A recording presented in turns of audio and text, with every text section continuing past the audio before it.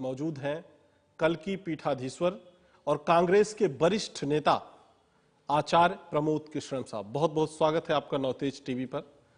सबसे पहला सवाल, बीजेपी की भगवा काट के लिए कांग्रेस को बड़ी उम्मीदें हैं आपसे, किस तरीके की चुनौती मानते हैं आप इसे? देखिए रोहित जी, पहले तो मैं आपको बताऊं कि कांग्रेस में बहुत बहुत वरिष्ठ नेता हैं। मैं इतना वरिष्ठ नहीं हूं, लेकिन फिर भी आपका धन्यवाद। जहां तक ये भगवा सियासत का सवाल है और भगवा सियासत की काट, भगवा की काट, तो मैं तो भगवा ध्वज को प्रणाम करता हूं। मैं तो भगवा को बड़ा सम्मानित दृष्टि से देखता हूँ। भगवा हमारी भारत की संस्कृति का रंग है। भगवा हमारे झंडे के अंदर है। भगवा जब सूर्योदय होता है पूरे विश्व को जीवन देता है, उसका रंग है। भगवा किसी एक पार्टी का कलर नहीं हो सकता है। तो मुझे लगता है कि भगवा से भाजपा को जोड़ना ये बेईमानी है। भगवा रंग बेईमानी कहा, भाजपा तो अपने आप को स्वयं जोड़ लेती है, नहीं, हमेशा जोड़ रही है। हाँ ठीक है, उनका बहुत बड़ा पाखंड है ये। सबसे बड़ा, अगर इस देश में आज़ादी के बाद अगर कोई सबसे बड़ा पाखंड और हिपोक्रेसी है, और मैं समझता हूँ कि भगवा के साथ जो सबसे बड़ा गुनाह हुआ है इस देश में, वो ये हुआ है कि भारतीय जनता पार्टी ने भगवा दुशाला ओढ़ लिया। जबकि भगवा ओढ़ना और भगवा आचरण करना ये दोनों अलग अलग बात है। भगवा तो हमारी समरसता को प्रकट और प्रदर्शित करता है, परिलक्षित करता है, सर्वधर्म संभाव की उद्घोषणा करता है, वसुधैव कुटुंबकम की उद्घोषणा करता है, सृष्टि मात्र में जितने प्राणी हैं उनसे प्रेम करने का संदेश देता है। परमात्मा एक है और हम सब उसके हैं, वो हमारा सबका है, ये शिक्षा देता है। कश्मीर से कन्याकुमारी तक छोड़िए, विश्व के किसी भी कोने में यदि मानव मात्र से प्रेम करने की कोई शिक्षा देता है तो वो तो हमारा भगवा देता है।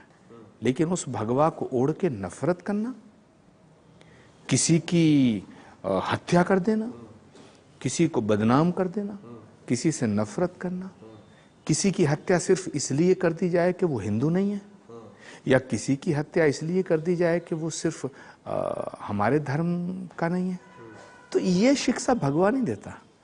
नहीं, ये सवाल इसलिए था कि बीजेपी में कई भगवाधारी बाबा है, जैसे आप जानते हैं, मैं नाम लूं या ना लूं, लेकिन कांग्रेस में एक श्वेतांबर धारी आप ही है।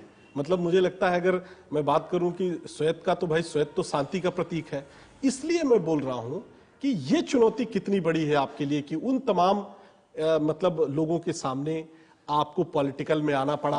आप लखनऊ गए, 2019 में आपने चुनाव भी लड़ा, हालांकि जनता ने आपको नकार दिया वहां से, लेकिन मतलब कांग्रेस के खेमे से आप ही हैं एक तरफ जो इस तरीके से बात कर रहे हैं। देखिए रोहित जी, पहली बात तो यह है कि चुनाव लड़ना पड़ा नहीं। मैं भारत के गृह मंत्री के खिलाफ कांग्रेस के अधिकृत प्रत्याशी के रूप में चुनाव लड़ा और कांग्रेस की विचारधारा से मैं जुड़ा हुआ हूँ छात्र जीवन से लेके आज तक, स्वर्गीय राजीव गांधी जी से के समय से लेके आज तक। चुनाव लड़ना संवैधानिक अधिकार है। भारतीय जनता पार्टी के साथ बहुत से संत महात्मा हैं, कांग्रेस के साथ कोई नहीं है, मैं ऐसा नहीं कह सकता हूं, लेकिन मैं कांग्रेस के साथ हूं। मैं वही बोल रहा हूं, मैं कांग्रेस के साथ हूं। मुझे कांग्रेस पार्टी के नेताओं ने जब कहा कि आपको भारत के गृह मंत्री से चुनाव लड़ना है, तो मैंने उनसे कहा भाई मेरी चुनाव लड़ने की इच्छा नहीं है। तो उन्होंने कहा नहीं, आपको ही लड़ना है। तो फिर मैंने कहा फिर मैं तो प्रधानमंत्री के सामने भी चुनाव लड़ने को तैयार हूं। आपने तो गृह मंत्री से बोला था कि मैं चुनाव नहीं लड़ूंगा कांग्रेस के टिकट। तो चुनाव नहीं लड़ने की इच्छा या लड़ने की इच्छा दोनों अलग अलग विषय हैं, लेकिन चुनाव लड़ना अलग विषय है। चुनाव में लड़ा, आपने अभी कहा कि जनता ने नकार दिया, मुझे नकारा नहीं, मुझे स्वीकारा। लखनऊ में मैं कभी भी इलेक्ट्रोल पॉलिटिक्स के पॉइंट ऑफ व्यू से कभी नहीं गया। मैं तो लखनऊ की गलियों को जानता ही नहीं था, लखनऊ के रास्तों को नहीं जानता था। उसके बावजूद देश के गृह मंत्री के खिलाफ 17-18 दिनों के इलेक्शन में मुझे लगभग 2 लाख लोगों के वोट मिले, जिसमें हिंदू मुसलमान सारे तबकों के वोट मिले, सारे वर्गों के वोट मिले। तो मैं तो लखनऊ की धरती का, लखनऊ के उन लोगों का तमाम उम्र मशकूर और ममनून रहूँगा, तमाम जीवन मैं उनका ऋणी रहूँगा। तो मुझे तो उन्होंने स्वीकारा है। अब सवाल उठता है कि कांग्रेस पार्टी और भाजपा के इस, जो आपने पहला सवाल किया कि भगवा, नहीं, मैं तो ये भी पूछूंगा कि इसका मुख्यमंत्री भी भगवाधारी हैं उत्तर प्रदेश के, तो कोई उनके सामने आपको पेश करके कांग्रेस कुछ अलग कार्ड तो नहीं खेल रही है? तिवारी जी, ये भविष्य का एक ऐसा विषय है कि जिसे अभी कुछ नहीं कहा जा सकता है, लेकिन ये बात सच है कि उत्तर प्रदेश के मुख्यमंत्री योगी आदित्यनाथ जी हैं, वह एक सन्यासी हैं, और देश के और उत्तर प्रदेश के जो हालात हैं वो सब आपके सामने हैं। तो कांग्रेस पार्टी मुझे उनके सामने पेश करना चाहती है या नहीं करना चाहती है, ये कांग्रेस पार्टी का विषय है, ये मेरा विषय नहीं है। चूंकि लखनऊ मेरा विषय ये है कि इस देश में गांधी की विचारधारा, नेहरू की विचारधारा, सरदार पटेल की विचारधारा, मौलाना आज़ाद की विचारधारा जिंदा रहनी चाहिए, और ये देश जो है ये गांधी के रास्ते पे चलना चाहिए, ये मेरा मकसद लेकिन वो जनता समझ क्यों नहीं पा रही? चूंकि अभी आपने हाल ही में दिल्ली में देखा, चुनाव हुए और कांग्रेस का पूरा सफाया हो गया, आपका पूरा वोट बैंक केजरीवाल साहब डकार जा रहे हैं। कैसे देखते हैं आप इस परिवेश को? कैसे देखेंगे और कैसे बदलने के लिए बहुत बड़ी चुनौती भी है? देखिए, कांग्रेस पार्टी एक बड़ी पार्टी है और कांग्रेस पार्टी में आंतरिक लोकतंत्र अभी बरकरार है, लेकिन कुछ दिनों से कांग्रेस पार्टी के भीतर कुछ ऐसे लोगों का जमावाड़ा हो गया है जो कांग्रेस नेतृत्व को गलत दिशा में ले जा रहे हैं। जैसे 2019 का जब चुनाव हुआ और उसके रिजल्ट के बाद में आदरणीय राहुल गांधी जी ने इस्तीफा दिया, तो राहुल गांधी के इस्तीफे को एप्रिशिएट करना चाहिए था। राहुल जी ने ये कहा कि भाई, मैं चाहता हूं कि कांग्रेस पार्टी का जो अध्यक्ष है वो नेहरू गांधी फैमिली से अलग का बने। बिल्कुल सही। ये राहुल जी की इच्छा थी, ये उनकी भावना थी, और इसमें कोई बुरी बात नहीं थी। लेकिन कांग्रेस पार्टी के अंदर जो वो कांग्रेस नेतृत्व के इर्द गिर्द 10 गंधर्व हैं, उन 10 गंधर्वों ने आदरणीय राहुल गांधी के इस फैसले और उनकी भावनाओं का आदर सम्मान करने की बजाय उन्हें मनाना शुरू कर दिया। भाई मुझे बताओ, राहुल गांधी इतनी बड़ी पार्टी के अध्यक्ष हैं, राहुल गांधी संसद के सदस्य हैं 4थी बार, राहुल गांधी उस परिवार से ताल्लुक रखते हैं जिस परिवार ने 2-2 बार 3-3 बार प्राइम मिनिस्टर का पद नेहरू गांधी फैमिली से दूसरे को दिया। भाई नरसिम्हा राव जी को प्राइम मिनिस्टर बनाने का काम तो सोनिया जी का था, राजीव जी की हत्या के बाद। उसके बाद जब 2004 में यूपीए की सरकार बनी तो डॉक्टर मनमोहन सिंह को प्राइम मिनिस्टर बनाने का काम तो फैसला तो सोनिया जी का था। फिर 2009 में तो जो परिवार सत्ता के प्रति भूखा नहीं था, उसको देश में बीजेपी ये मैसेज देना चाहती थी कि नेहरू गांधी परिवार सत्ता लोलुप है। तो मतलब ये मानते हैं कि कांग्रेस को नेतृत्व बदलने की पावरीगर है। तो उस उनके आरोप को कांग्रेस की उस चौकड़ी ने, जिसे मैं कह रहा हूं, उन्होंने कांग्रेस नेतृत्व के उस निर्णय की सराहना करने की बजाय चापलूसी में लग गए। तो मतलब अचानक किस में मानते हैं कि कांग्रेस को नेतृत्व बदलने की जरूरत है? नहीं, मैं ऐसा नहीं कह रहा हूं। मैं ये कह रहा हूं कि यदि कांग्रेस नेतृत्व ने एक फैसला लिया था, क्योंकि राहुल गांधी उस समय कांग्रेस के अध्यक्ष थे, तो राहुल गांधी की उन भावनाओं का सम्मान करना चाहिए था, पहली बात। दूसरी बात, जो बीजेपी उंगली उठाती है कि कांग्रेस पार्टी नेहरू गांधी फैमिली की गुलाम है, नौकर हैं, और वहाँ लोकतंत्र नहीं है, डायनेस्टी रूल है, परिवारवाद है, वो सब समाप्त हो जाता। तो राहुल गांधी का ये फैसला बहुत अच्छा था। राहुल गांधी का फैसला अच्छा भी था और कांग्रेस पार्टी के हित में भी था। और लोकतंत्र के हित में भी था, लेकिन कांग्रेस के कुछ चाटुकार नेताओं ने वो फैसले पे अमल नहीं होने दिया और एक दिन, एक हफ्ता, एक महीना, 2 महीना वक्त बीतता चला गया। तो राहुल गांधी जी की जो इमेज थी वो ये बना दी उन्होंने कि भी जैसे राहुल गांधी रूठ गए हैं, उन्हें मना रहे हैं। तो गलती कांग्रेस पार्टी के इन 10 गंधर्वों की है, गलती कांग्रेस पार्टी की इस वर्किंग कमेटी की है। ये इनकी गलती कांग्रेस को भरनी पड़ रही है और कांग्रेस नेतृत्व को भरनी पड़ रही है। चलिए अब हम दिल्ली लौटते हैं। दिल्ली जली, 47 लोग मारे गए, किसको जिम्मेदार मानते हैं आप? किससे देखते हैं, बीजेपी को या आम आदमी पार्टी को, या फिर भड़काऊ बयानबाजी को? सब जिम्मेदार है, कोई नहीं बचा। अगर कोई कहे कि मैं जिम्मेदार नहीं, ये बेईमानी होगी। देश की सरकार जिम्मेदार है, दिल्ली की सरकार जिम्मेदार है, देश की मीडिया जिम्मेदार है। मुझे आप बताइए कि भीड़ इकट्ठा हो, किसी आदमी को पीट पीट के मार दे, वो भी देश की राजधानी में, 1-2 नहीं, सैकड़ों लोगों की हत्या हो जाए देश की राजधानी में। 800 राउंड गोलियां चल जाए। ये भारत की राजधानी है। बंगाल में जब हत्या होती है 1 या 2, या बिहार में होती है या कहीं और होती है, चर्चा दिल्ली तक होती है, या छत्तीसगढ़ में होती है या झारखंड में होती है, तो उसे जंगल राज कहा जाता है। ये दिल्ली में कौन सा राज है? सब जिम्मेदार है। और मुझे अफसोस के साथ कहना पड़ रहा है कि देश के इस लोकतंत्र के 3 स्तंभ माने जाते हैं, विधायिका, कार्यपालिका और न्यायपालिका, लेकिन मीडिया जो है वो 4था स्तंभ है। मीडिया ने भी अपना रोल ठीक नहीं दिखाया। आग में घी डालने का काम मीडिया ने किया। आग में घी नहीं साहब, आग में पेट्रोल डाला है। पेट्रोल डाला है। मुझे बताओ कि किसी व्यक्ति की हत्या हम इसलिए कर सकते हैं कि वो हिंदू नहीं है, या उस व्यक्ति की हत्या सिर्फ इसलिए कर दी जाए कि वो मुसलमान नहीं है? मैं सबको दोषी मानता हूं। आज वक्त है कि बिना किसी राजनीतिक स्वार्थ के इस देश को बचाया जाए। फिर भी जनता क्यों नहीं समझ पा रही है? हिंदू मुसलमान के पीछे लगी हुई है। बीजेपी बोलती है उधर से, इधर से वोट पोलराइज होता है, उधर से ओवैसी का बयान आता है, इधर से कपिल मिश्रा का बयान आता है। आप देखिए कि देश में हो क्या रहा है कि जिस नेता ने भड़काऊ बयानबाजी देने का आरोप है उसके ऊपर, उसकी सरकार ने सुरक्षा बढ़ा दी, Y+ कर दी।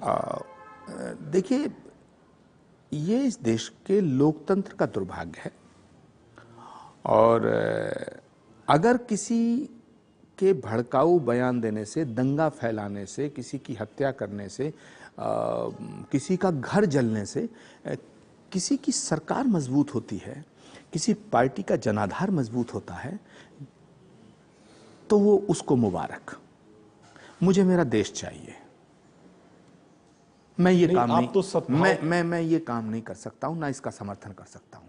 अगर हिंदू फैनेटिज्म को क्रिटिसाइज किया जाना चाहिए, तो इस्लाम के नाम पे जो फैनेटिज्म हो रहा है, जो नेता, जो मौलाना भड़काऊ भाषण देते हैं, उनके खिलाफ भी आवाज उठनी चाहिए। नहीं, क्या लगता है आपको कि मंदिर की सियासत बीजेपी की अब तो बंद हो गई, चूंकि मंदिर का ऐलान हो गया। आप तो कई मंचों से बोलते आए हैं, तमाम डिबेट्स में भी आपने बोला हुआ है, तो अब ये एचएम करके कहानी की जा रही है। इससे देश कहां खड़ा होगा? मुझे हिंदुस्तान में कोई ऐसा मुसलमान नहीं मिला जिसने ये कहा हो कि मैं राम का अपमान करता हूं, जिसने ये कहा हो कि मैं भगवान श्री राम का सम्मान नहीं करता।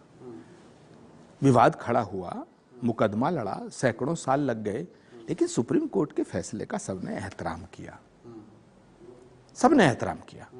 लेकिन मुझे आप बताओ, देश की संसद अगर कोई कानून बनाती है और उस कानून को लागू करती है, कोई व्यक्ति या कोई राजनीतिक दल या कुछ नेता या कुछ कार्यकर्ता या कुछ देश के नागरिक कहते हैं साहब हम इस कानून से सहमत नहीं है, तो क्या उन लोगों को तालिबानी कहना चाहिए, पाकिस्तानी कहना चाहिए, उग्रवादी कहना चाहिए? नहीं है। सवाल मेरे सहमत होने से और मेरे असहमत होने से नहीं है। मैं ये कहता हूं, ये देश लोकतंत्र, इस देश की जो डेमोक्रेटिक प्रणाली है, इस देश का जो डेमोक्रेटिक सिस्टम है, देश का संविधान जिस संसद को कानून बनाने का अधिकार देता है, देश का वही संविधान उसी देश के नागरिक को उस कानून के विरोध करने का भी अधिकार देता है। पंडित नेहरू से लेके आज तक कभी ऐसा देखा है कि सरकार से सवाल करने वालों को पाकिस्तानी देश का गद्दार मान लिया जाए? ये कौन सा लोकतंत्र है? सवाल अब हिंदू मुसलमान का नहीं है। देश के अंदर जो दीवार है इतनी मजबूती से खड़ी हो गई है कम्युनिटीज के बीच में, ये बहुत ज्यादा दुर्भाग्यपूर्ण है। लेकिन अब ये बात यहीं तक नहीं ठहरी है। अब तो हिंदू और मुसलमान की बात छोड़िए आप, जो भाजपा या भाजपा की सरकार का समर्थन नहीं करते हैं जो लोग, गली गली मोहल्ले मोहल्ले, उनको भी एक अजीब दृष्टि से देखा जा रहा है। उन्हें देश का गद्दार बताया जा रहा है। किसी सरकार के खिलाफ आवाज उठाना देश के खिलाफ कैसे हो सकता है? नहीं हो सकता। मुझे तो इस देश का कोई भी, किसी भी पॉलिटिकल पार्टी का कोई पॉलिटिकल नेता, कोई पॉलिटिकल वर्कर, मुझे नहीं लगता कि वो देश के खिलाफ। आचार्य जी, लेकिन आपने एक बहुत अच्छा सवाल मेरे दिमाग में आ रहा, आपने एक मीडिया पे बात की कि मीडिया ने सही भूमिका नहीं निभाई, लेकिन अगर कांग्रेस से सवाल पूछो तो बोलते हैं एजेंडा चला रहे मीडिया वाले, बीजेपी से पूछो तो मतलब वो बोलते हैं कि आप कांग्रेसी एजेंडा चला रहे हैं, कांग्रेस तो यहां तक बोलती कि गोदी मीडिया है आप। तो मतलब इस तरीके से मतलब कैसे चलेगा बैलेंस मूवमेंट? क्योंकि सही बात है कि हम लोगों को दिखाने की भी जिम्मेदारी है, समाज को सही खबरें दिखाने की जिम्मेदारी है। तो मुझे लगता है कि पार्टी बंदी को भी एक तरफ भूलना पड़ेगा, मीडिया को मीडिया मानना पड़ेगा, दोनों को, कांग्रेस को भी, बीजेपी को। ठीक है, सवाल इस बात का है, पहली बात, सवाल उठाने पर प्रॉब्लम नहीं है, सवाल गलत तरीके से उठाने पे प्रॉब्लम है। दिल्ली का दंगा हुआ, इसमें सवाल कांग्रेस से क्यों पूछा जा रहा है? इसमें सवाल पूछा जाए तो दिल्ली की सरकार से पूछा जाए, इसमें सवाल पूछा जाए तो देश के गृह मंत्री से पूछा जाए, इसमें सवाल पूछा जाए तो देश के प्रधानमंत्री से पूछा जाए। और जब दिल्ली जल रही थी तो सारे इलेक्ट्रॉनिक मीडिया पर ट्रंप का स्वागत चल रहा था, नमस्ते ट्रंप चल रहा था। नमस्ते ट्रंप जरूरी था या दिल्ली को बचाना जरूरी था? मैं सीधा सवाल करता हूं। दिल्ली को बचाना जरूरी था, तो दिल्ली को तो नहीं बचाया गया, जलने दी गई। अब जब ये बात, मीडिया अगर अपनी भूमिका निभाता तो पहला सवाल उसे सरकार से पूछना चाहिए। मीडिया सरकार से सवाल नहीं पूछता, मीडिया कांग्रेस से सवाल पूछता है। कांग्रेस से सवाल पूछो, लेकिन बाद में पूछो, पहले सरकार से पूछो। देश को, देश की जनता ने इस देश को चलाने का मैंडेट अब भाजपा को दिया है, प्रधानमंत्री नरेंद्र मोदी जी को दिया है। उन्होंने देश का गृहमंत्री अमित शाह को बनाया है। देश के गृहमंत्री की जवाबदेही होनी चाहिए। दिल्ली में इतने घरों को उजाड़ दिया गया, दिल्ली में इतने घरों को जला के राख कर दिया गया, तो सोनिया जी की किसकी जिम्मेदारी है? सोनिया जी के राजधर्म वाले बात को आप किस तरीके से देखते हैं? फिर जो उन्होंने राष्ट्रपति से मिलने के बाद में पहला बयान दिया दिल्ली के चलने के बाद में, क्या वास्तव में बीजेपी राजधर्म भूल गई है? मैं समझता हूं वो धर्म ही भूल गई है। हमारा धर्म, सनातन धर्म, हमारा धर्म जाति और धर्म के नाम पर नफरत करने की अनुमति नहीं देता। हमारे शास्त्र तो कहते हैं अयम निजय परोवेति गणना लघु चेत साम उदार चरित नान्तु वसुधैव कुटुंबकम। विश्व बंधुत्व की उद्घोषणा इस धरती से हुई है। सनातन धर्म की उद्घोषणा क्या है? विश्व बंधुत्व, वसुधैव कुटुंबकम, क्षमा, दया, करुणा, शील, सद्भाव, प्रेम, ये हमारे धर्म के आधार रहे हैं। चींटी को मारने की अनुमति नहीं देता हमारा धर्म। सियासत के लिए देश को फूंक दिया जाए, सियासत के लिए हत्याएं कर दी जाएं, सियासत के लिए घरों को जला दिया जाए, सियासत के लिए लोगों को मार दिया जाए, ये हमारा धर्म अनुमति नहीं देता। ये उचित नहीं होगा, ये देश गलत के लिए है। खासकर उचित हमारा धर्म, सनातन धर्म इसकी अनुमति नहीं देता। तो इसलिए ये जो दिल्ली में हुआ है, ये हमारे संविधान के खिलाफ है, ये हमारे देश की संस्कृति और सभ्यता के खिलाफ है, ये हमारे सनातन धर्म के भी खिलाफ है।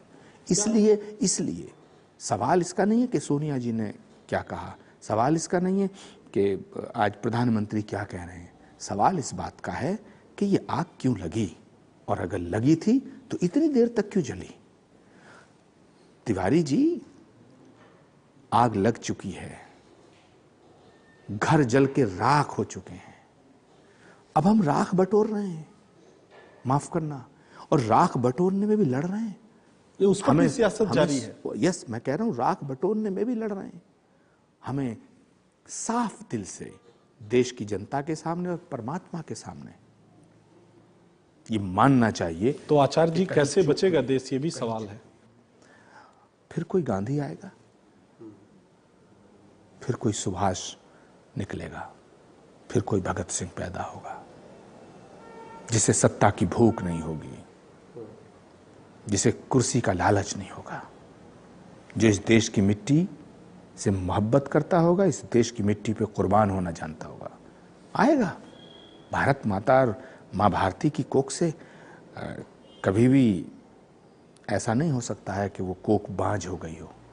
उसने भगत सिंह, सुभाष, गांधी और मौलाना आज़ाद जैसे लोग, अशफाक, चंद्रशेखर आज़ाद, बिस्मिल जनने बंद कर दी हो। मोदी जी के नेतृत्व के सामने 5 राज्यों में कांग्रेस ने सरकारें बनाई, तो क्या लग रहा है, जनता समझदार हो रही है धीरे धीरे? तिवारी जी, आज मैं मोदी जी और कांग्रेस पे कुछ ज्यादा नहीं बोलना चाहता हूं। आज देश संकट में है। सरकारें आएंगी, जाएंगी, बनेंगी, टूटेंगी, लोग प्रधानमंत्री बनेंगे, जाएंगे, लेकिन भारत सुरक्षित रहना चाहिए, भारत एक रहना चाहिए, ये बड़ी बात। क्या लगता, कब तक आएगा गांधी? जरूर आएगा, क्योंकि देश बड़ा है, सियासत छोटी है। दिल्ली के खतरे से अभी हम लोग उभरे ही नहीं थे कि कोरोना का अटैक हो गया है। मुझे लगता है कोरोना से इतना डरने की जरूरत नहीं है। नफरत का वायरस जो है, ये कोरोना वायरस से ज्यादा खतरनाक है। इस नफरत के वायरस को खत्म कीजिए, कोरोना से तो आप खत्म हो जाएगा। कोरोना से हम निपट लेंगे, क्योंकि नफरत की वायरस ने 48 लोगों की जान ले ली। उससे भी ज्यादा यह है कि और 200 से ज्यादा लोग घायल हो गए। लाखों करोड़ों दिल टूट गए, दिल टूट गए। और मकान टूट जाए, सड़क टूट जाए तो बनाई जा सकती है, बनाया जा सकता है, महल टूट जाए तो बन सकता है, दिल टूट जाए तो कैसे जुड़ेगा? देश के तमाम पॉलिटिशियंस को ये सोचना पड़ेगा कि हम जा कहां रहे हैं और हम कहां आ गए। सबको चिंतन करना पड़ेगा, मनन करना पड़ेगा। ये सत्ता की भूख कहां ले आई आपको? सत्ता चाहिए, सरकार बनाइए, सरकार बनती है, सरकार बनी है, सरकार बिगड़ी है, सरकार आएंगी और जाएंगी, सत्ता आएगी और जाएगी, देश यहीं रहेगा। इस देश को संभालिएगा।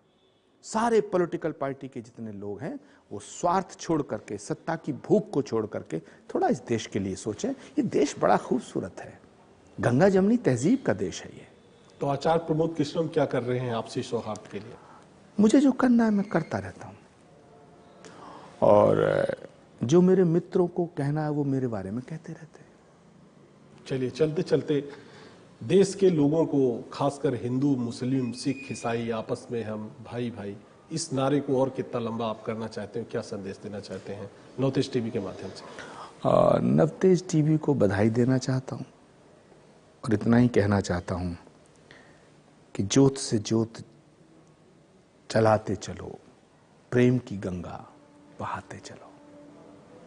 चलिए, बहुत बहुत धन्यवाद। ये थे आचार्य प्रमोद कृष्णम, जो प्रेम की गंगा को बहा रहे हैं और हमेशा सांप्रदायिक सौहार्द को बिगाड़ने की नहीं, बनाने की बात करते हैं कि किसी भी तरीके से सौहार्द बना रहे।